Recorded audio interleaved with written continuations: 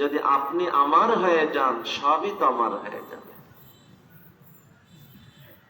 হে আমার প্রিয় ভাইরা, মাওলাই রুম এ গল্প শুনিয়ে আমাদেরকে বুঝাইতে চাইতেছেন, বান্দারে, বাবারে, এই দুনিয়ার কয় দিকে তুমি ছুটবে আর কয়টা জিনিস তুমি অর্জন করতে সক্ষম হবে বলো?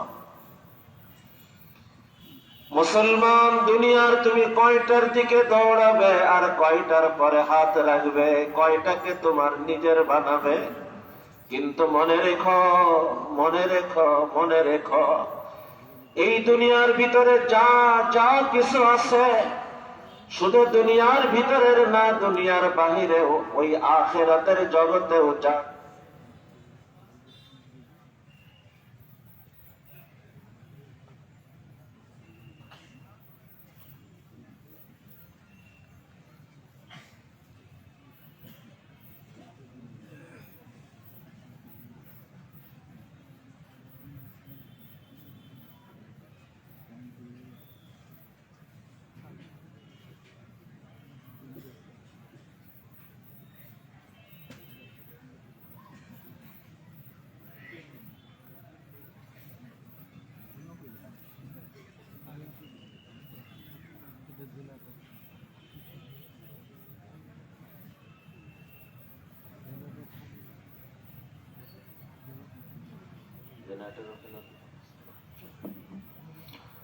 আল্লাহ রব্বি। জি ভাইরা আমার, তো মাওলাই রুম এ কথা বুঝাইতে চান,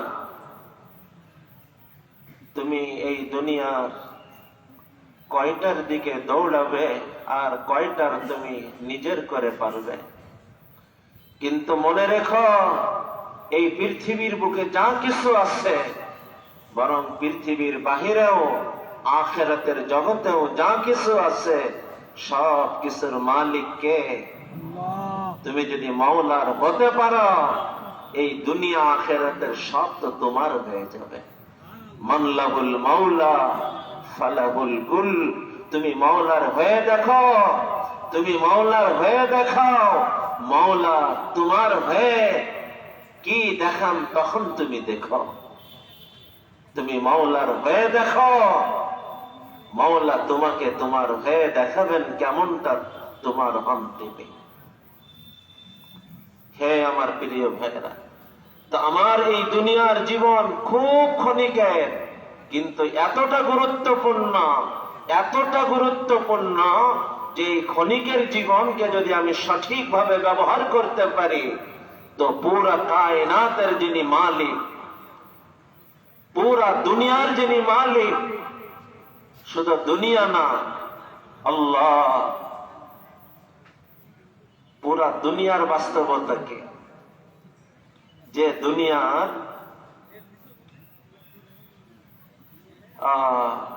ভাবছে কখনো 1000 বিঘা মালিকের জমিনের মালিক হয়ে নিজের সফল ভাবে, সৃষ্টি জগতের সামনে এই দুনিয়া, গোটা দুনিয়াটা এর অবস্থান কতটুক বলতে পারেন? মরুভূমি, বালু দিয়ে ভরা বিশাল মরুভূমি। ওই মরুভূমির বালুর ভিতরে একটা বালি মাত্র, যতটুক পুরা সৃষ্টি জগতের সামনে পুরা দুনিয়াটা মিলেও এতটুক বা এর থেকেও কম।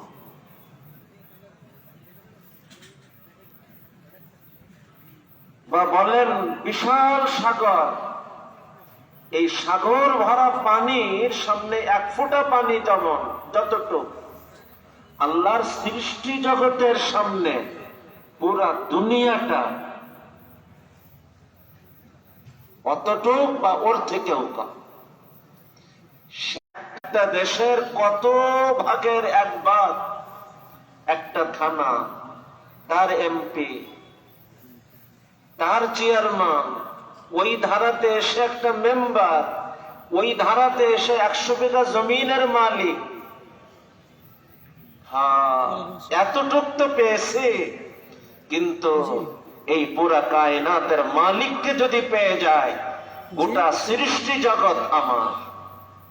আখিরাত আমার, দুনিয়া আমার, আখিরাত আমার, পুরা কায়নাত আমার। যারা মাওলার হয়ে দেখিয়েছে, আল্লাহ তার হয়ে কেমন দেখিয়েছেন, সাহাবায়ে কেরামের জিন্দেগি দেখেন। আল্লাহু আকবার কবীরা। হে আমার প্রিয় ভাইরা, ওদিকে আমি কথাকে লম্বা করব না, আমি আমার কথাকে যে অল্পর মধ্যেই আমি সামনে বাড়াইতে চাইতেছি। এই দুনিয়ায় আমরা কেউ ছিলাম না, আবার একটা সময় আসবে আমরা কেউ থাকবো না। এক নম্বর পয়েন্ট, আমার পরিবারের পাইতে দেরি হবে না, ভাবতে দেরি, হাজির হতে দেরি হবে না। 2 নম্বর, হে আমার প্রিয় ভাইরা, এই দুনিয়ার জীবন খুব অল্প। কতটা অল্প?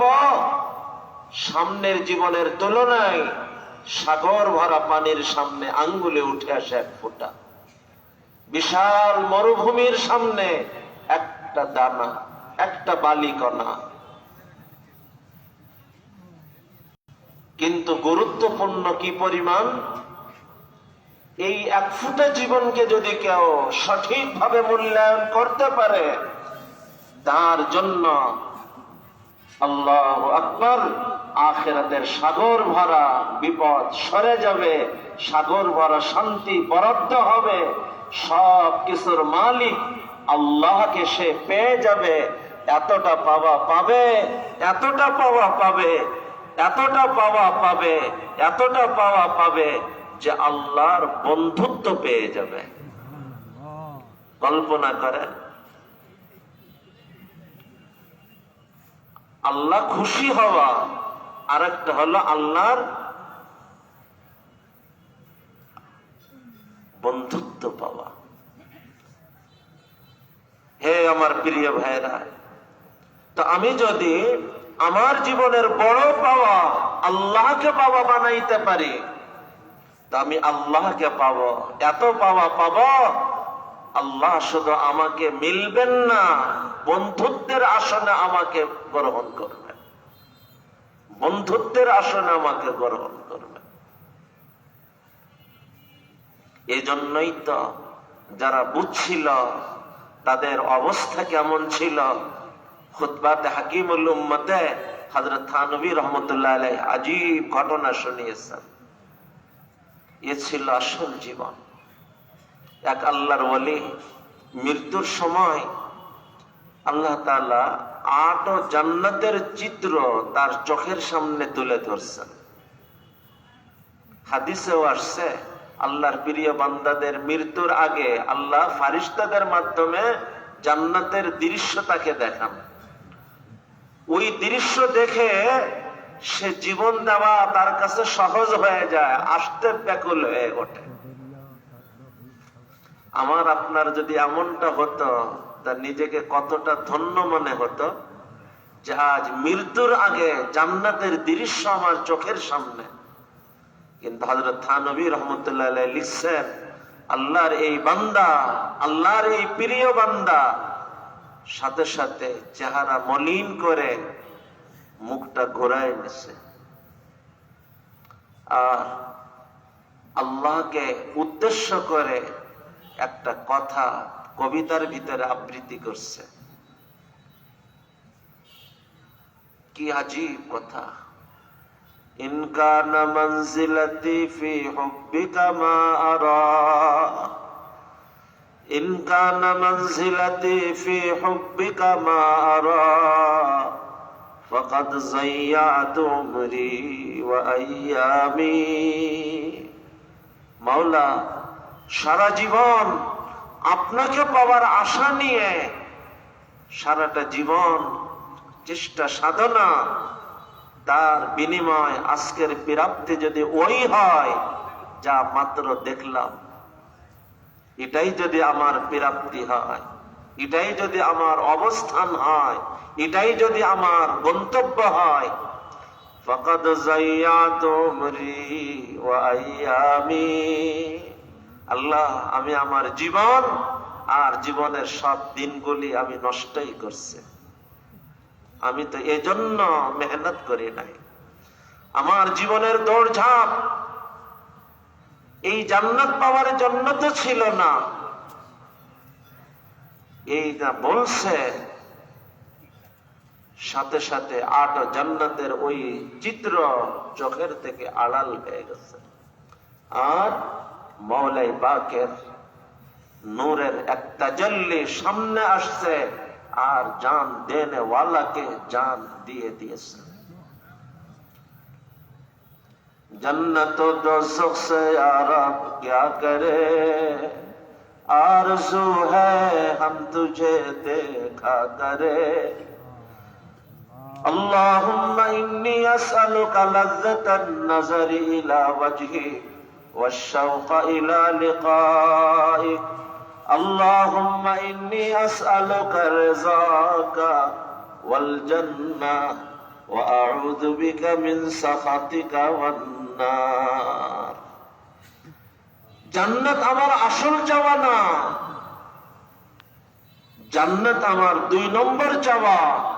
নবীজি দোয়া করতেছেন, আল্লাহুম্মা ইন্নী আসআলুকা রিযাকা ওয়াল জান্নাহ। আল্লাহ, আমি তো আপনার সন্তুষ্টি চাই। এরপরে 2 নম্বর যদি বলি, কথাটা এই ধারাতে আনার ভাব, তাহলে এই আপনার সন্তুষ্টি পাওয়া মানুষদের ঠিকানা তো জান্নাত, সেই জান্নাত চাই। মূল চাওয়া মাওলার সন্তুষ্টি চাওয়া, মূল চাওয়া মাওলার সন্তুষ্টি চাওয়া, মূল পাওয়া মাওলার সন্তুষ্টি পাওয়া। আর জান্নাতে জন্য চাই, মাওলার সন্তুষ্টি পাওয়া মানুষগুলোর ঠিকানা তো জান্নাত, তাই আমি জান্নাত চাই। আল্লাহুম্মা ইন্নী আসআলুকা রিযাকা ওয়াল জান্নাহ ওয়া আউযু বিকা মিন সাখাতিকা ওয়ান নার। আল্লাহ, আমি আসল পানাহ তো চাই আপনার অসন্তুষ্টি থেকে, আর অসন্তুষ্টি পাওয়া মানুষদের ঠিকানা জাহান্নাম। জাহান্নাম থেকে আমার পানাহ চাওয়া 2 নম্বর, কারণ আপনার অসন্তুষ্টি পাওয়া মানুষদের ঠিকানা যে জাহান্নাম। জান্নাত চাইতে নিষেধ নাই, জাহান্নাম থেকে পানাহ চাইতেও নিষেধ নাই, বরং সরাসরি নবীজি তো জাহান্নাম থেকে পানাহ চেয়েছেন, জান্নাতও প্রার্থনা করছেন। কিন্তু এখানে যে ভাবনাটা বোঝানো, সেটা হলো জান্নাত চাওয়ার মধ্যেও মাওলা আপনাকে পাওয়া, এটাই হলো আসল চিন্তা। আল্লাহুম্মা ইন্নী আসআলুকা রিযাকা ওয়াল জান্নাহ ওয়া আউযু বিকা মিন সাখাতিকা ওয়ান নার। তো ভাইরা আমার, দুনিয়ায় আমরা অল্প সময়ের জন্য, কিন্তু এই অল্প সময় একটা পরিবারের জন্য না, আমার জীবনটা সন্তানদের জন্য না, আমার জীবনটা স্ত্রীর জন্য না, আমার জীবনটা সম্পদের জন্য না, দুনিয়ার পদের জন্য না, দুনিয়ার এই সমস্ত কোন প্রাপ্তির জন্য না। এগুলি আমার জীবনের হাজারো কাজ, হাজারো প্রয়োজন। যেমন ঘুম আমার জীবনের একটা কাজ, পেশাব পায়খানাও জীবনের একটা কাজ। জীবনের ওই ধারাতে কত কত কাজ, সমাজও একটা অংশ, রাষ্ট্রও একটা অংশ, পরিবারও একটা অংশ, স্ত্রী সন্তানও একটা অংশ। কিন্তু এদের জন্য আমার জীবন না। এদের এদিক ওদিক হওয়ার কারণে আমি জীবন থেকে হাত গুটিয়ে নিব, জীবন থেকে আমি নিরাশ হব। জীবন তো এদের জন্য না। এমনকি আমার জীবন আমার নিজের জন্য না, আমার জীবন আমার নিজের জন্যও না। যখন এই বোঝ এসে যায়, তখন জীবন দিয়েও সে স্বাভাবিক থাকে আর বলতে পারে ফুস্তু রাব্বিল কাবা, রব্বে কাবার কসম, আমি জীবন দিতে পেরে ধন্য হয়ে গেলাম। কারণ জীবনটা তো আমার নিজের জন্য না, আমার জীবন আমি যদি মরে যাই, শেষ হয়ে যায়, এতে তো আমার কষ্ট পাওয়ার কি, হতাশ হওয়ার কি, নিরাশ হওয়ার কি? আমি তো জীবনের এক সন্ধান পেয়েছি, আমি তো জীবনের এক পরিচয় পেয়েছি। জীবন কি জন্য আমি আজ জেনে ফেলেছি, আমার জীবন আমার মাওলার জন্য। যখন এই পরিচয় পেয়েছে, তো ভাইরা আমার, আমার জীবন আজকে থেকে বরং এই মুহূর্ত থেকে আমার জীবন শুধু আমার মাওলাকে পাওয়ার জন্য। পরিবারকে সময় দিব, পরিবারকে খুশি করা, পরিবারের দায়িত্ব পালন করা, এটা 2 নম্বর উদ্দেশ্য। 1 নম্বর উদ্দেশ্য, এই দায়িত্ব আমাকে কে দিয়েছেন? আমি দায়িত্ব পালন করলে আল্লাহ খুশি হবেন। সন্তানের আমি মালিক না, পরিবারের আমি মালিক না। সন্তানের আমি মালিক না, পরিবারের আমি মালিক না। এই সন্তান, এই পরিবার, এই সমাজ, এই ব্যবসা বাণিজ্য, আমার দায়িত্বে যা কিছু, এর কোনটার মালিক আমি না। এগুলির মালিককে আমি তো শুধু রাখালগিরির দায়িত্ব পালন করতেছি, আমি শুধু রাখালগিরির দায়িত্ব পালন করতেছি। হে আমার প্রিয় ভাইরা, কেন রাখালগিরির দায়িত্ব পালন করতেছি? আমাকে দায়িত্ব আমার আল্লাহ দিচ্ছেন। দায়িত্ব পালন করলে আল্লাহ আমার পরে খুশি হবেন। সব কিছুতে ঘুরে ফিরে মূল বক্তব্য আল্লাহর সন্তুষ্টি অর্জন, আল্লাহর সন্তুষ্টি অর্জন, আল্লাহর সন্তুষ্টি অর্জন, আল্লাহর সন্তুষ্টি অর্জন। হে আমার প্রিয় ভাইরা, এর নামই জীবন, এরই নাম জীবনের সফলতা। এই মাওলাকে পাওয়ার জন্য যদি প্রয়োজন হয় সম্পদ ছাড়া, আল্লাহ কতটুকু সম্পদ ছাড়তে হবে? 40 ভাগের 1 ভাগ যাকাতের। আল্লাহ আপনি বললে তো আমি সহায় সম্পদ সব ছেড়ে হিজরত করতেও তৈরি। আল্লাহ সময় চান আমার থেকে, 5 ওয়াক্ত নামাজে কতটুকু সময় যাবে? 24 ঘন্টা সময় যদি দিতে বলেন, তাও আমি তৈরি। আল্লাহ কোন তাকাজাকে পূরণ করতে ঘাম ঝরাতে হবে, আল্লাহ ঘাম ঝরানো কেন, আমি তো রক্ত দিতেও তৈরি। 1 ফোঁটা রক্ত, 1 ফোঁটা কেন মাওলা, শেষ ফোঁটা রক্ত দিতেও তো তৈরি। আল্লাহ কি চান আমার থেকে? আমার জীবন তো আপনার জন্য, আমার জীবনটা চান। আল্লাহ আমার এই জীবন না, আপনি যদি আমাকে 1000টা জীবন দেন, সেই 1000 জীবন সব কয়টা আপনার জন্য দিতে তৈরি। লাওয়াদিতু আন নুকতালা ফি সাবিলিল্লাহ সুম্মা উহিয়া সুম্মা উকতাল সুম্মা উহিয়া সুম্মা উকতাল সুম্মা উহিয়া সুম্মা উকতাল। হে আমার প্রিয় ভাইরা, যে এই বুঝ পেয়েছে, তার জীবনে কখনো হতাশা নাই, কখনো নিরাশা নাই। সম্পদ হারাইলেও সে হতাশ হয় না, সম্মান হারাইলেও সে নিরাশ হতাশ হয় না। তার স্ত্রী, সন্তান, পরিবার, সমাজ, দেশ, সারা দুনিয়া তার থেকে মুখ ঘুরাই নিলেও সে হতাশ হয় না, নিরাশ হয় না, ব্যথিতও হয় না। কারণ সে জীবনের পরিচয় পেয়ে গেছে। সে জানে আমার মাওলার জন্য আমি যা কিছু হারাবো, আমার মাওলা আমাকে তার থেকে সেরা কিছু বরাদ্দ করবেনই করবেন। আমি বোঝানোর জন্য একটা উদাহরণ বলি। এই বুঝ যদি কেউ পেয়ে যায়, তার জীবনে কোনো পরিস্থিতিতে টেনশন স্পর্শই করবে না। কারণ টেনশন হয় হারানোর কারণে, যে তার জীবনের টার্গেট বানিয়েছে আল্লাহকে পাওয়া, তার জীবনের হারানোর আশঙ্কাটা কোথায়? বরং আল্লাহকে পাওয়ার পথে সে যা কিছু হারাবে, আল্লাহ তাকে তার থেকে সেরা কিছু বরাদ্দ করবে। আমি বোঝানোর জন্য উদাহরণ অনেকবার শুনিয়েছি পিছনে। মনে করেন আপনাদের প্রত্যেকের পকেটে রূপা আছে।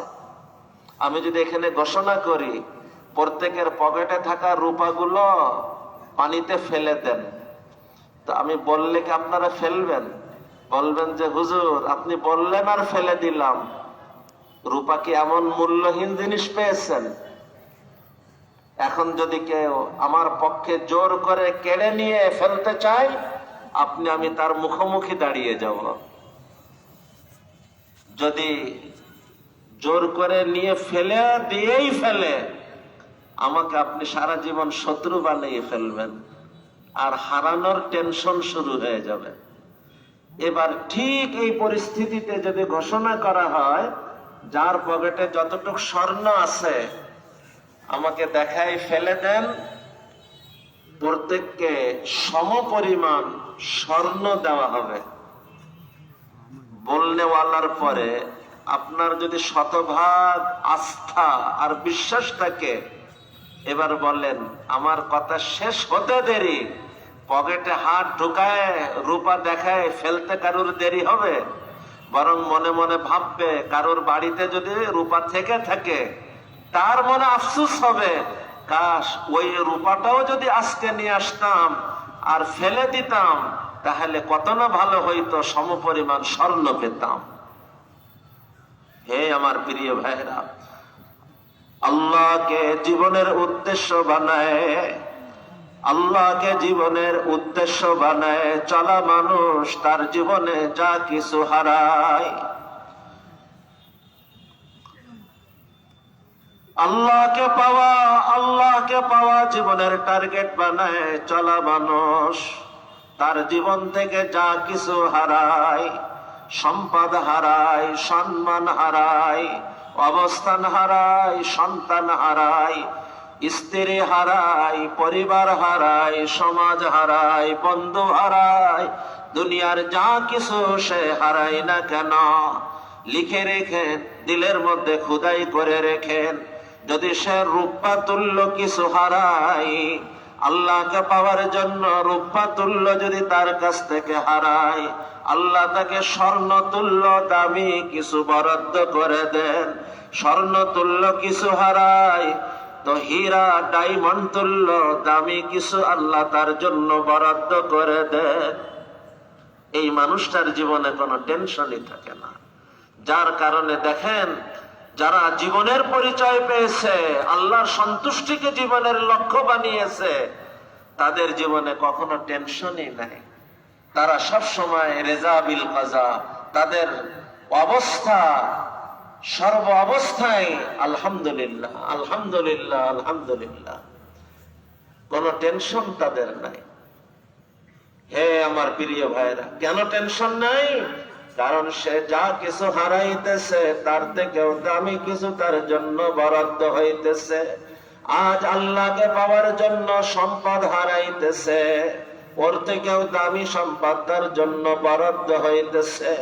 সম্মান হারাইতেছে, এর থেকেও দামি সম্মান তার জন্য বরাদ্দ হইতেছে। অবস্থান হারাইতেছে, তার থেকেও বড় অবস্থান তার জন্য বরাদ্দ হইতেছে। এমনকি জীবন হারাইতেছে, জীবন থেকেও দামি কিছু তার জন্য বরাদ্দ হইতেছে। জীবন হারাইতেছে, জীবন থেকেও বড় কিছু তার জন্য বরাদ্দ হইতেছে। ফলে তার জীবনে কোনো টেনশনই নাই। আর এ কারণে আল্লাহ তার প্রিয় বান্দাদের পরিচয় দিতে যে বলতেছেন, আল্লাহর বন্ধুগণ যাদের জীবনে কোনো ভয় নাই, টেনশন নাই। টেনশন থাকবে বা কেন? কারণ সে যা হারায় আল্লাহকে পাওয়ার জন্য, আল্লাহ তো তাকে তার থেকে উত্তমটা দান করেন। মান তারাকা শাইআন ইত্তিকা আল্লাহ আতাহুল্লাহু খায়রাম মিনহু, মান তারাকা শাইআন ইত্তিকা আল্লাহ আতাহুল্লাহু খায়রাম মিনহু। আল্লাহকে পাওয়ার জন্য সে যা হারায়, আল্লাহকে পাওয়ার জন্য সে যা হারায়, আল্লাহ তাকে তার থেকে সেরাটা দান করে। মনে করেন নগদের কথায়, এখনো তো শীতের মৌসুম শুরু হয় নাই, গরম চলতেছে এখনো টুকটাক, দুপুরে রোদের গরম এখনো, সন্ধ্যায় মাজমার মধ্যে গরমে কষ্ট হইতেছে। কিন্তু ভাইরা আমার, এ কষ্ট কার জন্য? এই যে শান্তির কুরবানি, শান্তি ত্যাগ করে কষ্টের মধ্যে, কার জন্য? আল্লাহর জন্য শান্তিকে ত্যাগ করে আসছে। আল্লাহ তার জন্য এর থেকেও বড় শান্তি, যে শান্তি সে ত্যাগ করে আসছে। হয়তো কেউ এসি বাড়িতে ছিল, এসি রুম ছেড়ে আজকে এখানে গরমের মধ্যে ময়দানে মাটির উপরে নিজস্ব স্পেশাল বাথরুম ছেড়ে আজ এই লাইন দেওয়া বাথরুমে। হে আমার প্রিয় ভাইরা, এটা সৌভাগ্যের। যে জীবনের পরিচয় পেয়েছে এর জন্য সে ব্যথিত হয় না, কষ্ট পায় না, বরং এটা সে তার জন্য নসিব মনে করে। যে কথা আমি অন্য শব্দে অনেক সময় বলছি, ভাই কোরবানি তো সবাই করে, কথা তো সবাই কম বেশ শোনে, কিন্তু আল্লাহর জন্য অপমানিত হয়, আল্লাহর জন্য কথা শোনে, আল্লাহর জন্য কোরবানি, এ তো সবার কপালে জোটে না। এ তো সৌভাগ্যবান যাকে আল্লাহ সুযোগ দিয়ে দেন। তো যাই হোক ভাইর আমার, তো আল্লাহকে পাওয়ার এটাই আমার জীবনের লক্ষ্য, এটাই জীবনের টার্গেট। আজকে এখানে আসা, 3 দিন এখানে পড়ে থাকা, এখানে কি মাদ্রাসার থেকে খানাও দেওয়া হয় না, বিছানাও দেওয়া হয় না, একটু বাতাসেরও ব্যবস্থা রাখা হয় নাই, ভালো বাথরুমেরও ব্যবস্থা রাখা হয় নাই। সব দিকে কষ্ট কষ্ট কষ্ট কষ্ট। কিন্তু এখানে এই 3টে দিন কষ্টের ভিতরে আমরা থাকবো কি জন্য? লক্ষ্যকে বুঝে নেই, লক্ষ্যকে ঠিক করে নেই। আমাদের এখানে আসা 1 নম্বর জীবনের পরিচয় পাওয়া। জীবনের পরিচয় কি? আমার এই জীবন, আমাকে বুঝতে হবে। এই 3টে দিন থেকে আমাকে সিদ্ধান্ত নিতে হবে, আমার জীবনে পরিবার এটা কি উদ্দেশ্য, না আমার জীবনের হাজারো কাজের একটা কাজ মাত্র? ব্যবসা বাণিজ্য এটা কি আমার জীবনের উদ্দেশ্য, জীবনের এটাই কি আমার পরিচয়, নাকি আমার জীবনের হাজারো কাজকর্মের একটা অংশ মাত্র?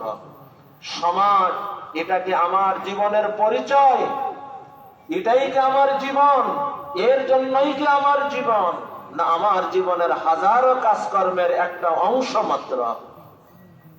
যেমন খাওয়াটা, ঘুমানোটা, উদাহরণের থেকে আরো ভালো হবে পেশাব পায়খানা করাটাও আমার জীবনের কি উদ্দেশ্য, এর জন্যই কি আমার জীবন?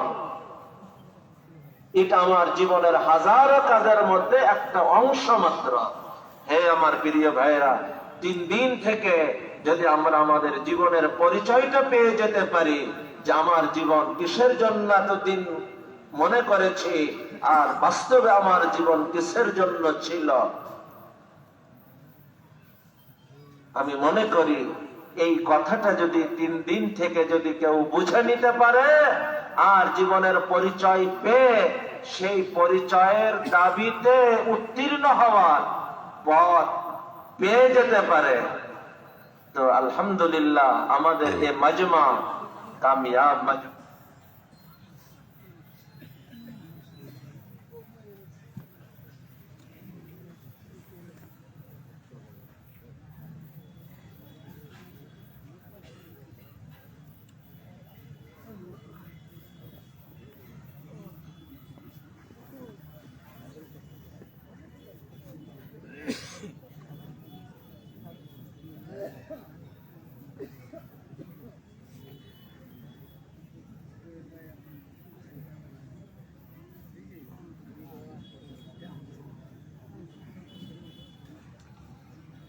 হে আমার প্রিয় ভাইরা, তো কথা আমার এখানেই শেষ।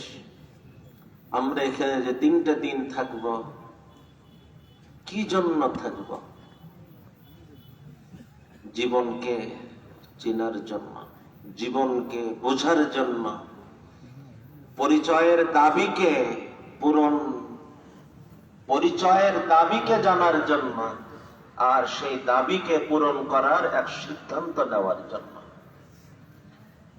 এর জন্য আমাদের কষ্ট হবে, থাকার কষ্ট, চলাফেরার কষ্ট, ইস্তেঞ্জায় কষ্ট, গোসলে কষ্ট, কিন্তু সব কষ্টের পরেও যদি আমরা জীবনের পরিচয়টা পেয়ে যেতে পারি আর পরিচয়ের দাবিগুলি জানতে পারি আর সেই দাবি পূরণ করার সিদ্ধান্ত নিয়ে যেতে পারি, ইনশাআল্লাহ আমাদের এর কষ্ট সার্থক, আমাদের আশা সার্থক, আমাদের এই মাজমা সার্থক। আল্লাহ কবুল করেন ইনশাআল্লাহ। যত কষ্টই হোক, কষ্ট তো হবে, কিন্তু কষ্টকে কষ্ট মনে করব না। জীবনকে বোঝার জন্য, জীবনের উদ্দেশ্যকে বোঝার জন্য, জীবনের গন্তব্যে পৌঁছার জন্য ইনশাআল্লাহ আমরা সব কষ্ট হাসি খুশি ভাবে মেনে নিতে পারবো ইনশাআল্লাহ। আল্লাহ কবুল করেন, আল্লাহ কবুল করেন। যখন যে আলোচনা হয় মনোযোগের সাথে শুনব, আর আমল যে সময়টা থাকে ইনফিরাদি আমলের মধ্যে সময় লাগাবো। শুধু একটা অনুরোধ বিশেষভাবে করব, এই 3টা দিন আমরা এই পরিবেশে থাকব। কারোর প্রশ্ন হতে পারে, হুজুর পরিবেশে থাকার জন্যই তো আসছে, তোমার এটা আমার অনুরোধ করতেছেন। যে পরিবেশে থেকে মোবাইল নিয়ে পড়ে থাকে সে কি এখানে না সে বাড়িতে? সে এখানে না দোকানে? সে এখানে না তার কাজের মধ্যে? এই জন্য সামান্য 3টা দিন, দিন তো আসলে 3 না, 2 দিন রাত 3টে। তো এই 2টা দিন 3টে রাত আমরা মোবাইলটাকে সংযত রাখবো। সব থেকে ভালো হয় এই 3টা দিন মোবাইল থেকে নিজেকে মুক্ত রাখবো। খুব প্রয়োজন তো খুব সংক্ষিপ্ত ভাবে শুধু প্রয়োজনের কথাটা সেরে সাইলেন্ট করে রাখবো। পুরা মাজমাতে একটা মোবাইলের আওয়াজ যেন না আসে, সাইলেন্ট করে রাখি, ভাইব্রেশন করে রাখি। নিহায়ত প্রয়োজন 1 মিনিটে কথা সেরে ফেলি। আর পুরা সময় ইজতেমাই আমলে জুড়ব। বাকি সময় নিজের ইনফিরাদি আমল, দোয়া, তাসবিহা, তিলাওয়াত এর মধ্যে সময় লাগানোর চেষ্টা করব। আর এই মেহনতের জন্য আপনার শুধু একটা দোয়া করবেন, আল্লাহ যেন এই মেহনতকে কবুল করে নেন আর মেহনতের অভিভাবক স্বয়ং আল্লাহ হয়ে যান। আর আমাদেরকে এই মেহনতের রাখাল হিসেবে আল্লাহ কবুল করেন। আর এই মেহনতকে ওসিলা করে আল্লাহ পুরা দুনিয়াতে এক জান্নাতি বাতাস যেন আল্লাহ কবুল করেন। আল্লাহুম্মা আমিন ওয়া আখির দাওয়ানা আনিল হামদুলিল্লাহি রাব্বিল আলামিন। ইশার পরে মেহমান থাকবে, অল্প সময় কথা হবে, এরপরে আমরা খানা দানা সেরে দ্রুত শুয়ে পড়ব। তাহাজ্জুদের সময় 1 ঘন্টা থাকতে উঠাই দেওয়া হবে। আমরা তাহাজ্জুদের নামাজ পড়ে আল্লাহ ফজর পর্যন্ত ইনফিরাদি আমল তিলাওয়াতের মধ্যে, দোয়া তাসবিহাতের মধ্যে থাকবো। এরপরে ফজরের পরে আবার আপন গতিতে আমল হবে ইনশাআল্লাহ। সুবহানাল্লাহি ওয়া বিহামদিহি, সুবহানাকাল্লাহুম্মা ওয়া বিহামদিহি।